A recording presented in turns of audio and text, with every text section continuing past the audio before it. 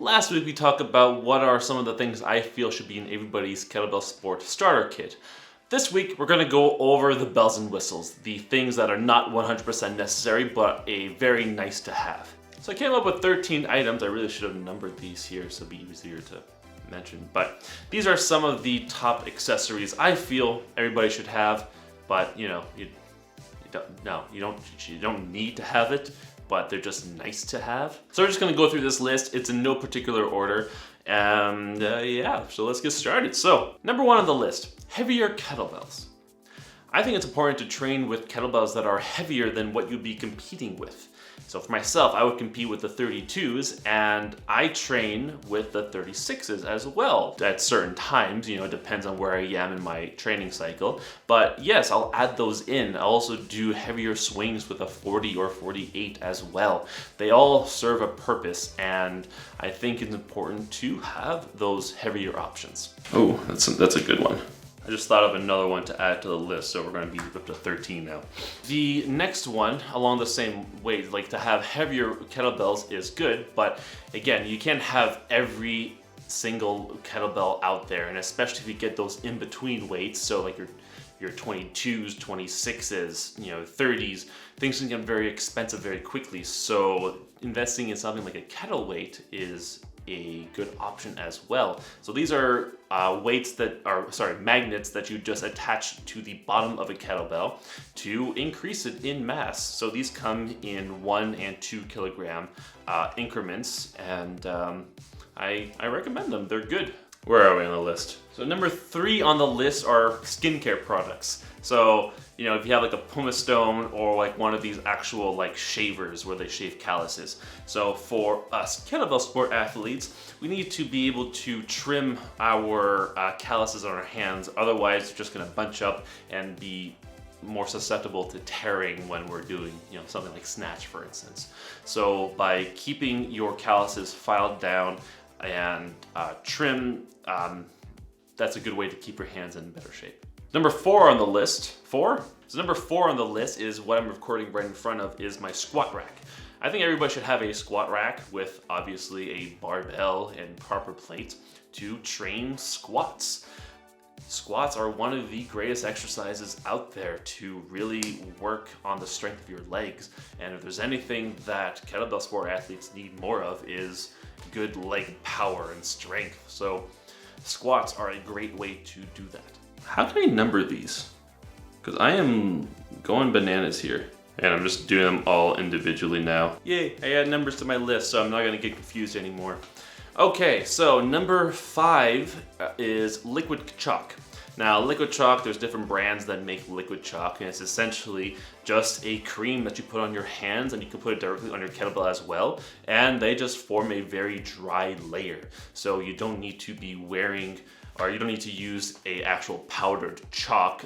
This will accomplish a very similar thing. And also, if you really want a little bit more oomph out of it, you'll put your regular chalk over this stuff as well. So yeah, I think these are pretty harsh on your hands too, so moisturize afterwards, I suppose. Number 6 on the list is jump rope. I think it's a good idea to carry jump rope with you, especially when you're going to competitions, because you're going to be in a new environment and you might not have access to some of the regular warm-up equipment that you're normally used to. So for myself, when I'm at home, I warm up on the bike. I like doing 5 minutes on the stationary bike. But out of all the years, out of all the venues I've been to for competing, there's never been a stationary bike, except maybe one. So in that remark, I think it's good if you start warming up with something new, or switching up your warm-up routine as well. To a certain degree, of course, you're going to be put in new environments, different constraints, all that different stuff. So I think it's important to actually get used to warming up with something like a jump rope, something that you can bring with you, so that when you go in to compete and warm up, you're not completely thrown off and it just throws away your head game. Number 7, tape. This is good old-fashioned zinc oxide tape. This is great stuff for many different reasons. You can also, if you want some of the heavier stuff, there's something called Leukotape, which it's brown and it's much heavier, and as such the adhesive is a little bit more harsh, so some people can have a little bit of a skin reaction to it. But anyways, the reason why we use tape is for different reasons. So for myself, I've already done a couple of videos on this as well. But let's say you have like a sore wrist, by putting a couple strips of tape around your wrist as well, it can help to mitigate some discomfort in your wrist, especially if you, let's say for instance, tear a callus on your finger or something like that. It's a great way of just taping up your fingers so that you're able to continue to train. I'm adding another to the list now because I just thought of something. So number 8 on the list are gloves. So these are just your standard cotton dollar store gloves. And this another thing too, if you have, let's say, a healing callus on your hand and it's not quite ready for chalk, for instance, what you can do is put these on and use these while you're training something like snatch, for instance. And it's also a great way of decreasing the amount of friction on the kettlebell handle so that you're training your grip a little bit more. So great training accessory here. Oh my God. I just thought of another one to add to the list too as I'm doing this. So number 9 on the list are grippers, or any grip tools or other tools where we can do to train our grip. I did another video about this a while back, so check the link up in the description. Got another one too as well. Number 10 on the list, a headband. So I used to wear this as well just to help prevent some of the sweat from going down too far. So especially in your set, the last thing you want is sweat dripping in your eyes and that'll just throw you off completely. So headband. Number 11 are wrist guards. Now there's many different types of wrist guards out here, or just a sweatband for the wrists. And these accomplish a couple of different things. One, just to keep the sweat from going down to your hand and wearing away your chalk a little bit prematurely. But another reason why a lot of people wear wristbands is because especially if you're new to kettlebells, is to protect your forearms from that pressure of the kettlebell. Because having that new load always just go into your forearm here, it can get fairly sore there. And I know definitely when I first started, my forearms were very sore. So I used a tensor bandage. So I used a tensor bandage around my forearm in order to protect my forearm. So that's an option. Or what you can do, just hockey slash guards is what these were. I found they were a little bit too bulky with the piece of plastic on there, so I actually tore a hole out here, so now it's just a piece of fabric. Or what you can do are get kettle guards. Kettle guards, I don't have mine. They're upstairs right now. Kettle guards are essentially, they look similar to a regular wristband like this, but what they have are little strips of plastic all around here as well. So having a little strip of plastic wrapped around here will help to disperse the force, disperse the load, disperse the area essentially of the load of the kettlebell over a greater area so that it's a little bit more comfortable for you. So you can get those online as well. Next up on the list, properly exposed? Okay, next up on the list is a speaker. So a speaker or something to play your music on. So for me, I get very bored very quickly, especially in a kettlebell sports set, which, let's face it, is very boring. You need to have some music. So for me, I like to listen to very loud music when I'm training. That, or if you don't want a speaker, if you're going to be in a place where or if you're in a more public place, for instance, just having headphones in your ears would be a great idea. Especially nowadays that there are wireless options, so a pair of wireless headphones would probably be pretty good for, especially with somebody with kettlebell sport. Because I know definitely, actually, when I used to wear like the wired ones from the ears, I would tuck it into my shirt, go down here. But every now and then, when I would bring go back into the rack position, it would like tug on the cord and just like yank out of my ears, and it would like actually hurt my ears at the same time. So what I would do also sometimes would actually just wrap it around so that it would go down the back of my shirt, and it was just a whole ordeal. So yeah, just get a regular speaker, or wireless headphones. Seriously, just save yourself some time and heartache. Where are we now? Speaker. Ooh, okay, so this is a really good one. A plastic container. This literally was just a plastic container that was just hanging around in our basement. So I decided to repurpose it as my chucking container. It's no secret that powdered chalk gets everywhere and is incredibly messy. Having something like this where you actually put your kettlebell inside it like this, and then you chuck your kettlebell inside here, then what happens is that all that leftover chalk that accumulates around the kettlebell, you can just gather on the side here and put it back into your chalk bucket or your packet so that you don't waste chalk. So it's a money saver having something like this, for sure. Just thought of another one. Number 14 on the list is actually what I am sitting on right now. Not the chair, but the mat itself. So a weightlifting platform. So a weightlifting platform is a great thing to own, especially if you're going to be lifting weights. I like weightlifting mats for two main reasons. One, it protects your floor underneath. So if you're gonna drop the kettlebells or drop weights or something like that, it protects the floor, of course. The second option is because it's made of rubber, it has a lot of friction. Anything that you can do to have more friction between your shoe and the floor, the better. Because the last thing you want to do is be 9.5 minutes into a set, and all of a sudden, as you're just, tired in the right position, your foot just starts creeping out to the side. Obviously you don't want that. So anything you can do, have high friction, weightlifting platform, something rubberized, be great. 15 on the list, something like a foam roller and a lacrosse ball, something like a recovery tool would be great. So oftentimes, we'll get some stiff and sore muscles, trigger points, if you will. Having a lacrosse ball or something, or a foam roller is a great way of just getting rid of some sore muscles. And again, just give you some temporary relief. Be a great option for you. You can also use, a lot. You can also use a foam roller to get a little bit more extension in your thoracic spine. I did a video about that also a couple years ago, so link above here. Next on the list, number 16 on the list are bands. So having a larger one like this help warm up your shoulders is a great option, and also having a smaller one like this to wrap around your knees to help warm up your hips. Both great options. 17, this one, especially if you store your kettlebells in a bit of a cooler area, or it's a colder climate, it's cold, whatever, is having a space heater. So a small space heater to help warm up your kettlebells before you use them. Because the last thing you want is to grab onto an icy cold metal kettlebell.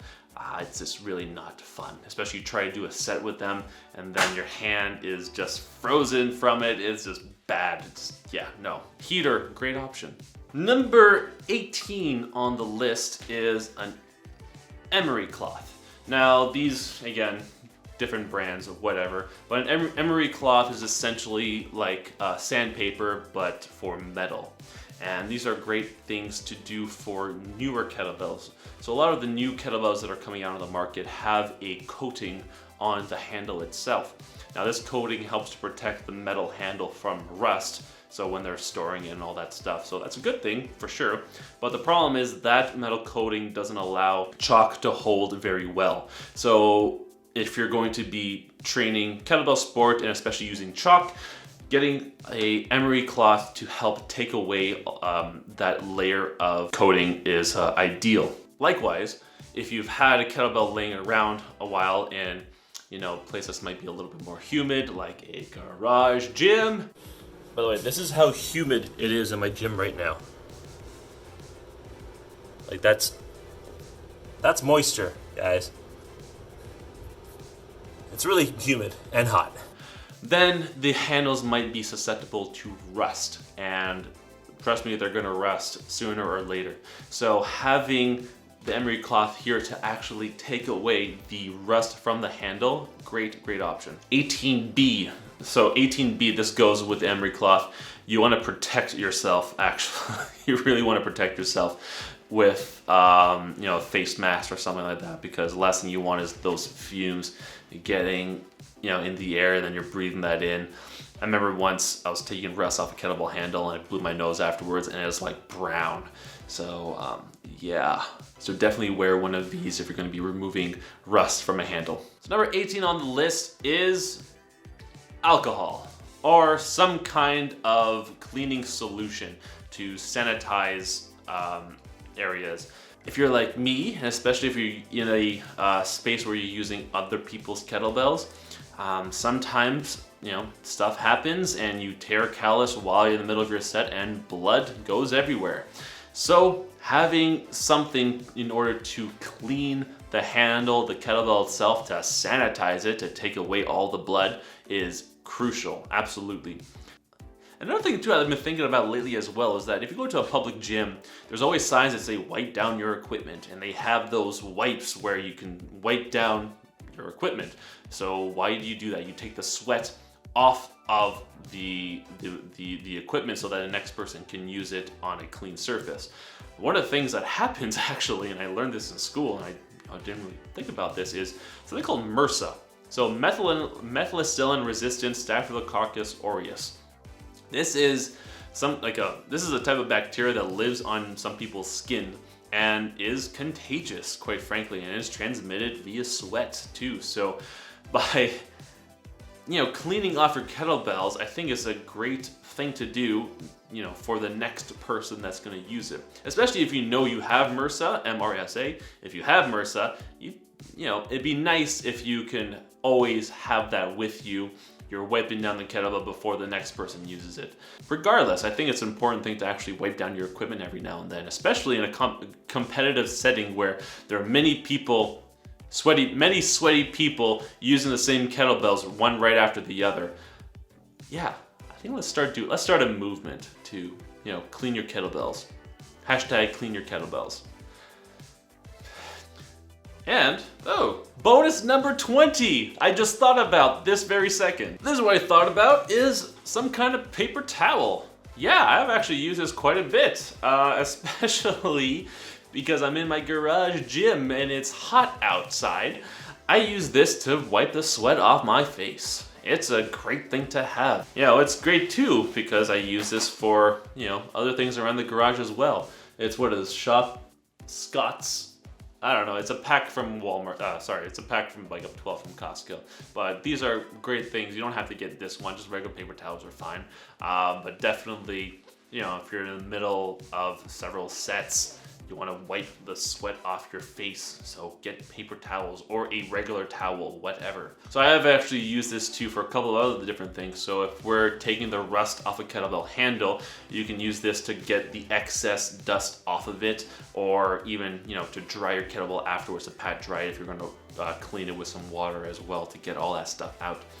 The other thing that I use this for, funny enough, is, so I have a 32 kilogram kettlebell that is a snatch only kettlebell. So that one is always chalked completely.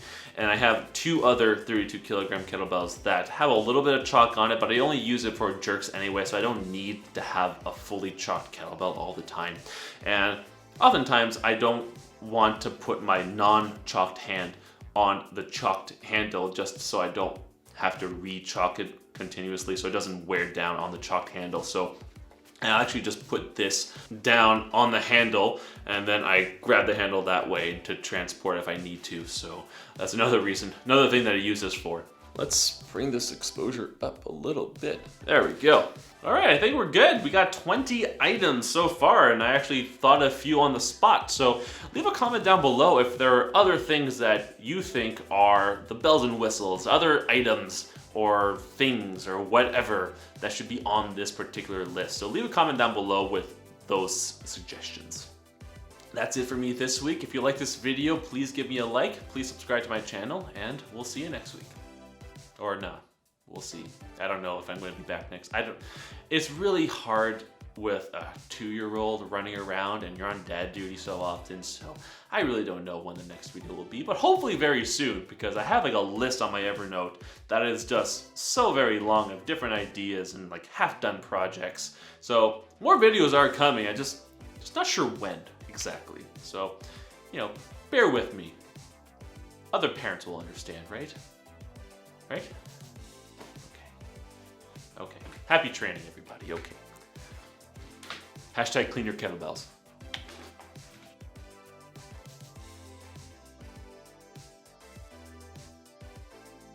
Just got it. Number 21, a fan. You gotta have a fan, especially when it's summer, because it's hot.